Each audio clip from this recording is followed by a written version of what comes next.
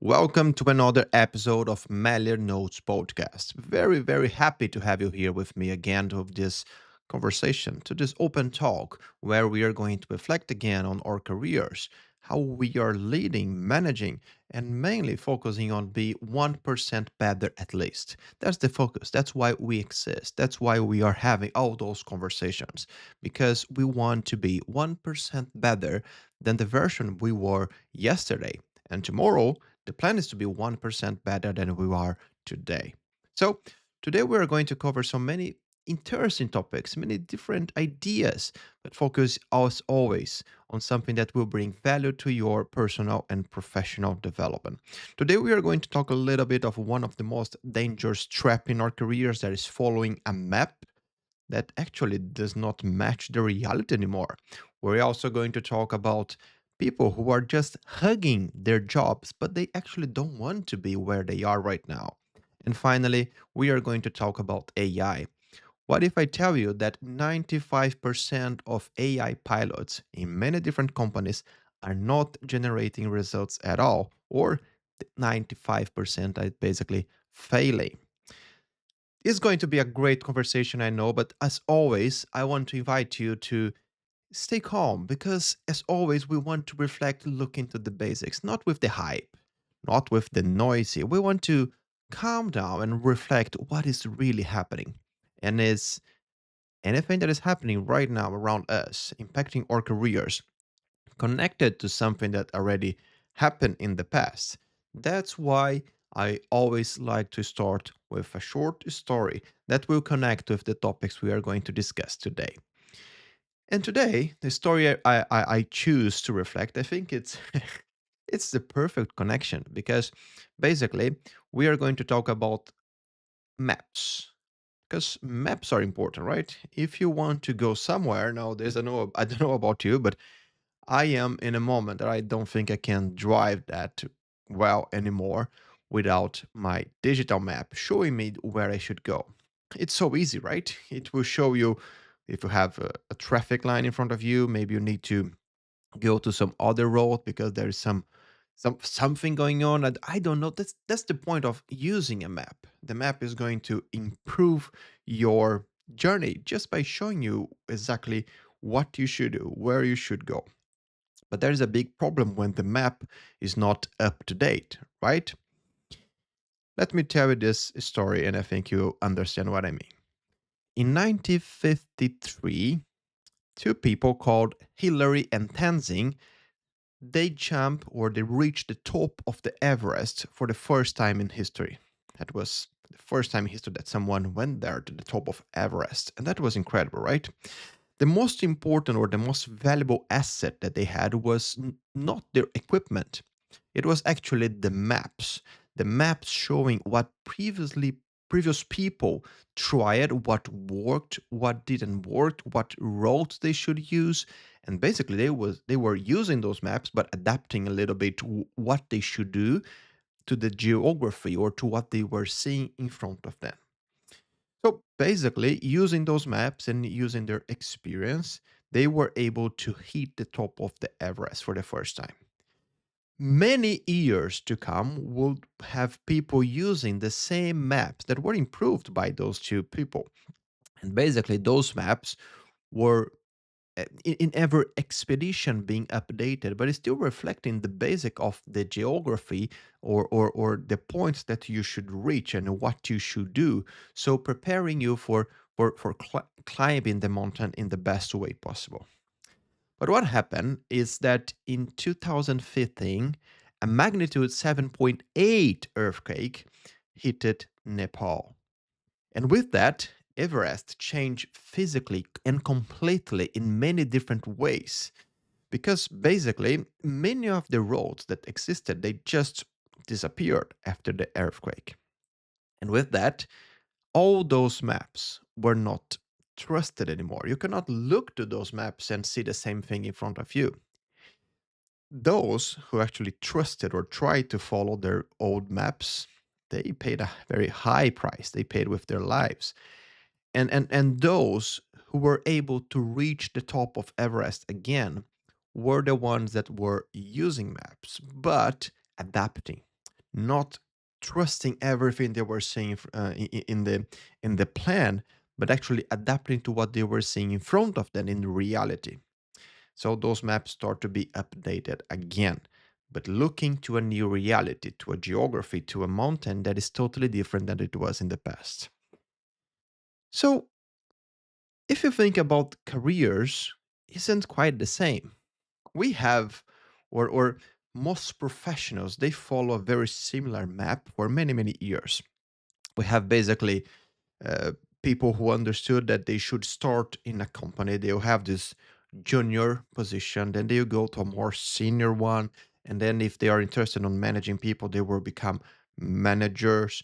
They will evolve to other roles, maybe an executive, a director, or if they don't want to manage people, they're going to become a specialist in a specific thing, and then perhaps an architect, a specialist on a specific technology. I don't know, but there is a map, a basic map that many companies use to even promote how they have their career plan. So you just joined the company, want to understand what are the possibilities, and you understand very clearly in many companies that if you do this, this, and that, you are going to be, and there's an opportunity, you are going to be promoted to this position.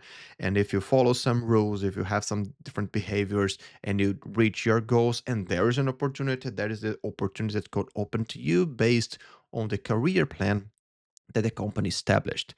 So it is like a map for sure. It's something that you have drafted and you are going to follow. But the problem is that we have also earthquakes happening in the world all the time. And right now, we are seeing that the map that so was so trusted for many years to follow our career or to have this career ladder where you can jump or climb step by step to follow your path is not working anymore. And it's not me who is saying that. We have a very interesting article from CNBC where a survey with thousands of workers in beginning of 2026 showed very relevant numbers. Basically, the numbers are saying this, and I'll read it for you so you can understand what I mean. 43% are actively trying to change career this year. Okay. 66% are actively trying to change careers field this year. And 79% they were more likely to accept a new job now than a year ago. But mostly of those people are not actually moving. They're not going anywhere because the way that people are jumping to different positions and opportunities is changing because of the job market movements and also because of technology, in this case with some impact of AI. But here, as always in any topic, I want to step back a little bit because things are not changing in our careers or in any career, in any market, just because of AI. That is not the point. Of course, AI is being an accelerator to many things that are already happening for actually quite some time, which is a revolution on the way we work. Knowledge workers for many years they were still following the same path, the same structure of work that we had for many decades installed in some old companies.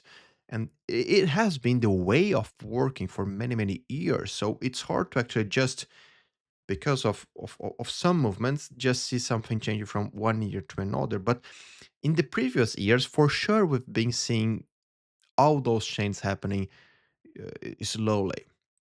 Of course, we have like remote working, we have a different kind of career position where new generations they are not interested to be in the same company for 30, 40 years as previous generations, and also they are more prone to actually find jobs where it can have a better work-life balance. So paying is still important, but the people want to feel that they are contributing to something important to them, and also they are living their lives as they want.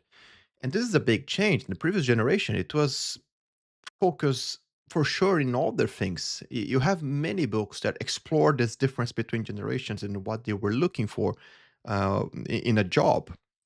So Again, AI is accelerating this. But the survey and the article from CNBC is showing that people actually want to change. They want to move, but pay attention to this, they are not moving. And Megan Heller from this article was quoted in this phrase that I think it's quite interesting for us to reflect. Okay, I'll read for you. The rise of AI has accelerated the collapse of linear career paths. Okay, I will read this one because this is exactly what I was trying to say before. The rise of AI has accelerated the collapse of linear career paths. When certainty and safety disappear, people start asking deeper questions. If the ladder, career ladder, is not secure, should I still be climbing it? I mean, that is the question that people are asking themselves. If the whole job market is changing and the normal career ladder where you're going to climb step by step, the one we just discussed, is not the same anymore, should you still follow it? Should you still follow the career plan that the company established for you? Or should you look for something different, something that is more unique for you? And then there is in the same article a mention from a professor at Stanford saying that AI is changing the recipe of most jobs. Many workers are actively looking for roles where they can better use their unique human strengths. So here is the point, right, that I was trying to explain on the new generations as well. People are interested not to work just for paying their bills, but they want to use their strengths, what they are good at, and what they want to develop even more at work. And they want to, if they are not using that, they are going to change. So it's like again, AI accelerated things for sure, but this movement would be happening anyway, and that is the main thing I would like to actually reflect to myself here, because it's very easy to just put some guilty on AI because of something. We are firing people because of AI. We are going away with some technology because of AI. We are changing the way of working because of AI. But is really because of that? Is that really the reason? Because if you have already a cultural movement forcing things to go to one direction, even though it's going slowly, things will go to that direction slowly or fast, but they will go there. Specialization in this case, of course, it has value. People are still people are still looking for specialize on something that they are good at and focus on that. What is changing is not that point. It's the point that if you are isolated on some kind of knowledge that is not connected anymore to what is happening in the world and to how companies are changing with those changes in the world, how companies are reacting to those changes, there's a strong chance, unfortunately, that you are going to be behind. So it's not, you should differentiate things here, okay? Because specialization is still good, is still important, but isolation on some kind of knowledge, split it from the reality, is where the danger is actually living right now. So the real problem is, of course, not the ladder or the map disappearing or changing. It's people who want to still grow, look into the old map. If you are still thinking or focusing your growth plan in the same way that people were doing in the 80s and the 70s, there's unfortunately a strong chance that you are walking in circles and not going anywhere. So you still think that those things that worked many, many years ago for older generations, with all due respect on my comment here, and try to apply this in 2026, things unfortunately will not work the same. And this movement, this change in the way of working, is actually expected to happen from time to time. The older generations, as I just mentioned, they had one map as well that they were changing as they go. If you look to how people were working and building their careers a century ago, it for sure changed over year and over year until the way we have today to work and to build our careers. there's always a change in the way we do things. There's always a change in the way we are leading companies and people. And for sure, that is reflecting how we plan and organize our future growth based on that. So the reflection is the same that I'm doing with myself right now is the same. I want to provocate you to reflect a little bit. If your field, your industry is changing dramatically, or tomorrow there is something in your specific area that is being postponed or moved, or perhaps it is a redundancy process, and your specific role disappear. Not you, not your skills, but your role, the necessity of having your specific role. Would you have the skills and abilities to stay in the company but doing something different because the skills and the abilities that you develop are important for the business, or is just the role that you are fitting right now that is relevant? Because when we are so focused with our eyes looking, you know, down like this only for the role, for the specific small activity that we do, and we are not looking around us to see all the connections and the things that we are actually losing to develop, losing the chance to improve on what we do. Unfortunately, we are doing the same mistake of isolation that I just mentioned. And my concern here is, are you prepared? Trying to develop yourself in a way that make you prepared for those movements, prepared for what is coming. So you're not focusing only on your role, but developing the right skills and abilities to the world that is changing around you. Or are you waiting to lose your job and put all the responsibility on saying that it was because of AI? That is a great reflection, right? I think normally when we start with those stories, I like to bring something that connects completely with the topic that we are going to discuss, but also connect with the whole episode. That's why the next topic, I am fully sure there is going to be a great complementation to what we are talking here. Are you ready for that? Okay. So this one, I am sure that you are going to recognize if you are working during the pandemic. So let's pay attention to this because I know you're going to recognize some patterns, and probably no matter the country you're working, you are going to see some similarities on things that are happening right now around you. So around 3 years ago, the job market was moving in a very different way from what we see right now.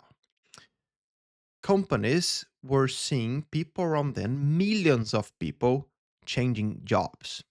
And they were having the chance to not only go for another company, but go for another place to make more money and work with something that is more relevant to their careers.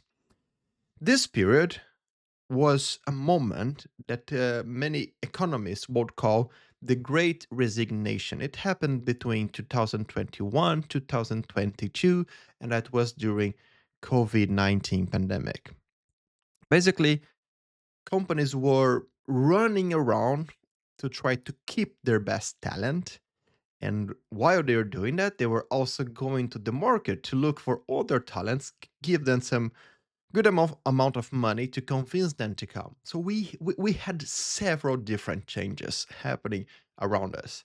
Many of my friends changed their jobs, changed their companies during this time. If you follow my company and you know a little bit of my story as well, you know that I also did a big change during pandemic. I moved from Brazil to Sweden for a job opportunity.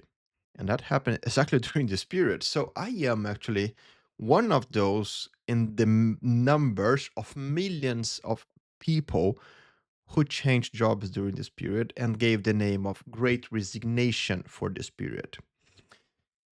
But what is happening right now is completely different. It's almost the opposite. Because in 2022, we had some very specific numbers, are very relevant actually, where just in the United States, for example, 4.5 million, only in March 2022, 4.5 million Americans quit their jobs in 1 month to move to another company. It was a historical record.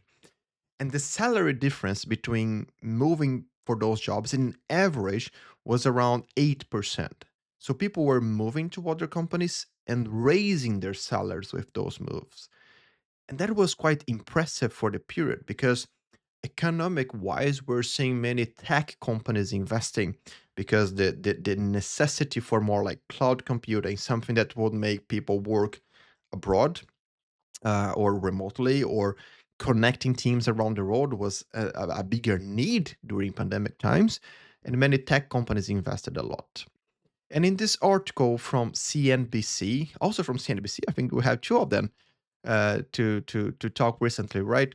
This one we had a very interesting look to what is actually happening right now in 2026 because it's actually the opposite. Look this comment from Laura Ulrich in the article that is called "Life After the Great Resignation," because people are starting to give a new name on this new moment we are living right now that is job hugging. But see what Laura is saying. The reality job seekers face in 2026 is that opportunities per unemployed person have decreased and hiring timelines are getting longer. Okay, see that this is quite relevant because people were living and changing jobs so much during those times, but now the voluntary quit or people deciding to leave a company fell to 2% in December 2025 and in this beginning of 2026, which is almost a third below those numbers from 2022. And the salary gap between people who were actually moving between jobs now in the beginning of 2026, it's in average nearly zero. So people are moving between jobs and the average of salary increase it's close to zero. People were not seeing their salaries increase during those changes that we are seeing right now. So the financial motivation to move disappeared and the motivation look into the economic situation also disappeared. People were afraid. We're living a quite weird and bad moment right now. We have wars, we have economic constraints and concerns. So people are afraid. Is that the right moment to make a move? So again, the economic or the salary motivation to move is not here. But does it mean that people don't want to move? Well, that is exactly the point from this article from CNBC. People want to move, but they are so afraid, so scared of what is happening that they are hugging their jobs. That's why we are calling this period as job hugging. People who are holding their jobs out of fear, not because it's the best choice for them, but because they don't see any other option right now. It's called like it's like we are seeing for the beginning of this year a kind of career immobility. People are, as I said, afraid to move, but they want to move. They want to do something else. Actually, this article had a survey where 43% of the workers who replied to this survey, they mentioned they want a change. They want to quit, but they are afraid. The analysis that I want to bring here is, of course, on the first of all, normally we, from economics perspective, we like to see that unemployment rate is down. So only from the economic perspective, that is quite good, right? But are the people who are employed actually happy or are they getting sick, burning out, and having many different other problems that are making productivity decrease, even though the unemployment rate is it's better?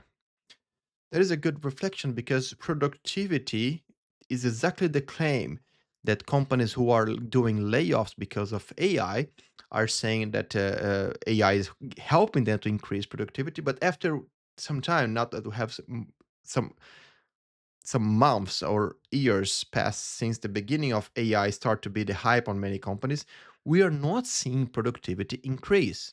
I mentioned this in another video where Actually, companies are using the narrative of AI to fire people, but the productivity in the numbers is not showing, or at least still not showing anything different from from using AI in those business.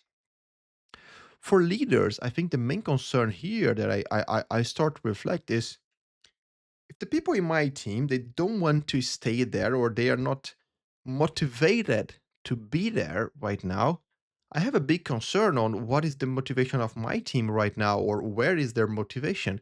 Because if someone is interested to stay in the company because they want, like, is their desire, is their choice, and they're happy with that, they will optimize everything they do for their growth and therefore for the company growth, and productivity will go up with that, and that's good for everyone.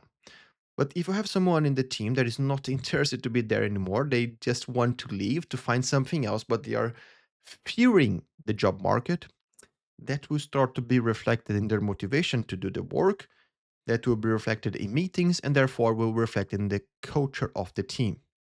So it's a very tricky moment for leaders and for employees who are facing this situation, because we want the best for our careers, and those who are leading a company, they want their best for themselves as well, but also for the business.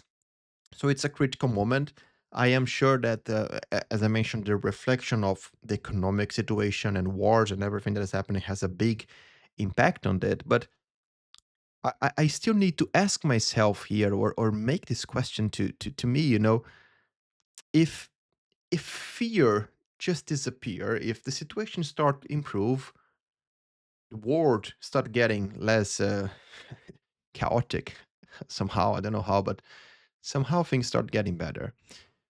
Would people move? Would this, this desire to change jobs come back again, and start making several career moves as we see, or as we saw in during pandemic, for example? Or are we just trying to, move because we are not finding anything that make us happy? That's a concern that I have for one simple reason. I try to reflect that what I'm working right now, the work I'm doing, whatever it is, it has a great opportunity for me to learn. I could be focusing on next thing or a next opportunity, but I need to have some important part of my attention to what I'm doing right now. Otherwise, I would lose a big opportunity to learn. And if people are just always focusing on what is coming next, they are losing this opportunity. So, how are you feeling right now? Are you feeling going with your motivation actually lower and lower because of the fear around you, and you're not sure what you want for a career, or maybe you want to move but you don't think is the right moment?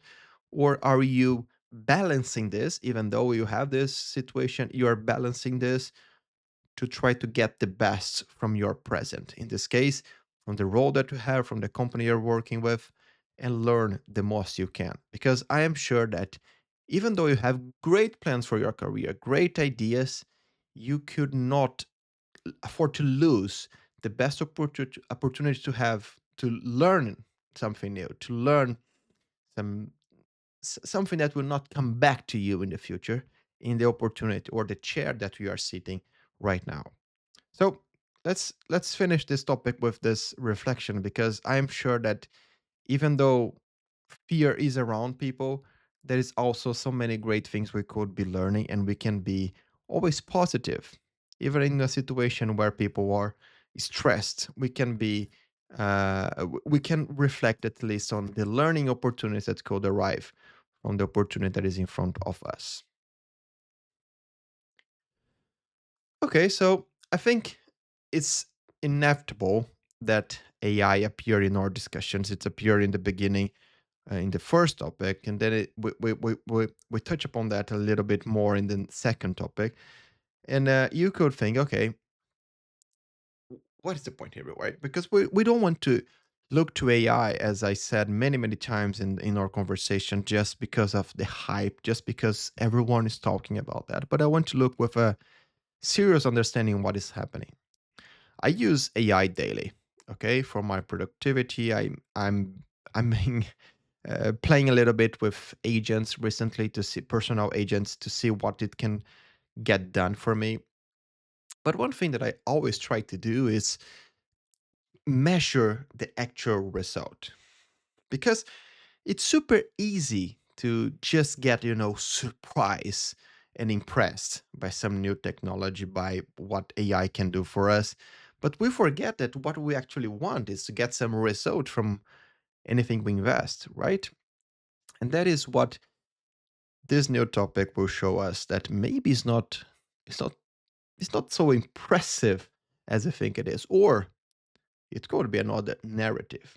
I will leave that to you after our reflection. But just before we jump to the topic, I want just to make a comment that I've seen for sure many improvements in my daily stuff, whatever it is, professionally or personally, because of AI supporting to get faster on something that I know exactly what I want to achieve, and AI support me to get faster. But other things, I also see that it's not that big change, not that super game changing thing that make me go, you know, spend more and more money on it, because there is money, right? You put money if you have one of those premium subscription. You put your money on that, and you need to measure after a while. Like everything that I paid this year uh, got me the results and pay out like the money I put on this, or are we just being impressed and let our money goes away because of how impressed we are? But let's go with this next topic again. Companies are firing people using AI as the narrative for that. People, for their side, they are freaking out because of AI. They are scared that AI will take their jobs, AI will replace many workers. But in reality, is AI actually making things change for real, or is that just what everyone else is talking about? What if I tell you that 95% of AI pilots in companies, from a business perspective, are actually failing? This could be one of the most relevant numbers to discuss or to address in this beginning of 2026. And here is where I want to have a conversation with you today. There's a very interesting article from Fortune, and it's highlighting a survey from MIT. So it's quite a confident survey that is looking to what companies are doing actually with AI. Are those companies using AI, to improve some specific process? Are they using for specific projects, so specific results on their company, or are they just using AI everywhere to say to their investors that they are doing it? Because the market right now is it's actually uh, paying more. Let's say like this, or they are looking with good eyes with for the companies that are actually using AI, but not actually looking for the result or the changes in the productivity from those companies. It's more like, yeah, we are using AI, it's part of our process, but what are the results? This report from MIT, it's called like the Gen AI divide, the state of AI in business, and it has basically a very solid methodology with interviews with leaders and many different companies from different industries. And it's saying that basically 95% of AI pilots, AI projects are not delivering the results that were expected. So I will repeat this looking to the other number. Okay, 5%, only 5% of AI pilots in those companies researched by MIT are getting the results they expect from AI. Before we look to this impressive number, of course, we can have an opinion on this and reflect, okay, what is considered success in this case, right? Because, first of all, even though a project fails, if you discover And if you fail fast and you discover that that was not the right thing to be working on, you saved money. If your project failed, but you learned something relevant to build the right product tomorrow, you're actually investing money. Even though you failed, you're investing money to solve something bigger. So we need to look to the reality of those numbers and understand what is behind it. But the numbers are still very relevant. And the relevant point on this article is that MIT identified the three main points that were actually making a big difference for those 5% who are saying that they succeed using AI in their projects. First, they are using AI for a very specific use case. So they are not just putting AI in their process to say that they are using it. They have a very specific use case. They want to improve this thing, very, very narrow, and they are using AI to solve that. The second point from those 5% who are succeeding is the deep integration with the real workflow. So it's not AI running in parallel, it's not like AI free for people to use. It's inside a specific process and designed to work into the company workflow. So it's not a part of how the company is designed to work. It's actually being put as part of a critical process and therefore integrated to how the company work. It's not free use. It's not used how you want. It's a specific. And again, they are using a solution that is optimized for the company, but following a market model. Many companies who try to build their own AI solution by themselves, they are failing because they are losing the how fast those market models are evolving. So if you are trying to solve, to build your own thing, you are losing the momentum of following the evolution that AI is coming to the with those different models every single week. So basically, there is a easy reason that we can see from why some companies are succeeding and why some others are not. But the question in the air is still like, are we using AI and getting some result of this? Or are we just like following the hype, being happy, being, impressed with it? You can be impressed, but not seeing anything change for real in our companies and in our lives. In my career, I'm reflecting on this right now because I'm paying different premium modules and I'm trying to reflect on the return on investment that I have in from it. I can see a lot on return on something. I cannot see that same on something. From a company perspective, we should be asking the same question. Are we using AI just because of the hype? Or are we actually solving a real and important problem in our business?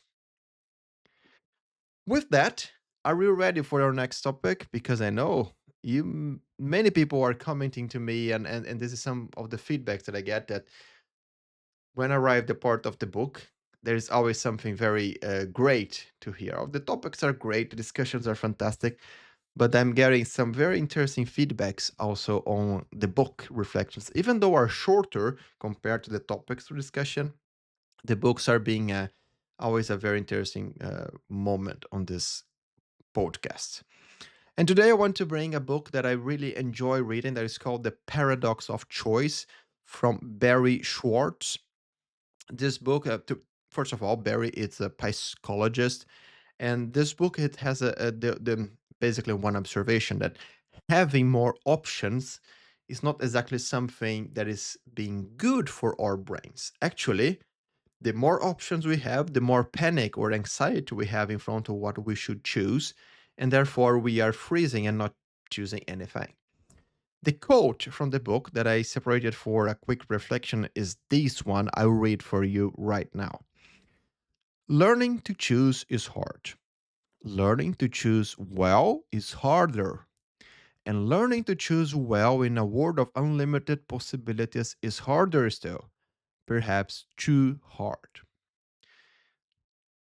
The best way to think about this with an example is streaming, right? In the past, you were having like your normal TV with a few channels, and you had this time to watch a movie. You open TV, you check on the channels, what are your options three, four, maybe depending on the plan you had, maybe more than that, maybe 12, 13 movies at the same time. But that's it, right? That's what you have. 13 movies are already crazy to actually choose one. But in the case of the open channels, you always had those preferred ones where you always find something that is, connected to what you like, and it was easier to decide. Now, with streaming like Netflix or Amazon Prime, we see all those hundreds and thousands of different options, and we look for that. We try to decide. We never can decide what is the best option. We spend a lot of time just thinking about the next movie to see. And this is actually what is happening in our careers and in our professionals and our companies right now. We have so many different options. You open your social media, you see people jumping career from here to there, or some of them following what we discussed today, they are not moving, but they are doing some very different things. So it seems that you should be learning so many different things at the same time. There is data science, that machine learning, there is AI, of course. Then there is new frameworks depending on the area of work. There is new industry updates. It's so many things. How can you focus on one thing and be better on that? And that is the reflection I want to bring with you on improving one little thing step by step. Because I have my own backlog of topics I want to learn. Some of them are bigger, like a new certification or a new broader topic. But do you have a backlog of topics you want to learn? Let's start with that. Because just knowing at least what is the next thing you should be focusing your attention is already a big gain. You don't need to waste your time looking for that. You have your backlog, you can prioritize it. So that's one thing. And the second is, how are you selecting those things? Every time I sit in front of the computer to organize this episode of the podcast, I try to be very critical on the topics I'm bringing because I want to create the best content for you that can impact your career, the way we're leading, the way that you are managing, something that will help you with your personal and professional development. And I want to invite you to do the same with your life, with the content that you are getting to yourself. Because the more you curate good content, the better you can be critical enough to select only those important things that you should be reading, listening, watching at that time. If you are the one choosing to have a big amount of reading list, watching later list, you are the one creating for you a big amount of choices that is hard to take, or perhaps, as Barry is saying in this book, maybe too hard. Okay? Thank you for the time on this conversation that we spent together. It's been great. I enjoy also to discuss it with you. I learn anytime I record one. So feel always welcome. Don't forget to leave your comments here and let me know about this format. Are you enjoying it? Do you think it can be better? Do you think we should focus in some episodes in just one thing to go a little bit deeper and narrow on a topic? Or are we enjoying the format we are using right now? Please, I want to know. Let me know your feedbacks. And as always, we are here together to be 1% better, at least that 1% better than you were yesterday. So, tomorrow, with the same mindset, you are going to be 1% better than you are today. Thank you for staying with me. See you in the next episode.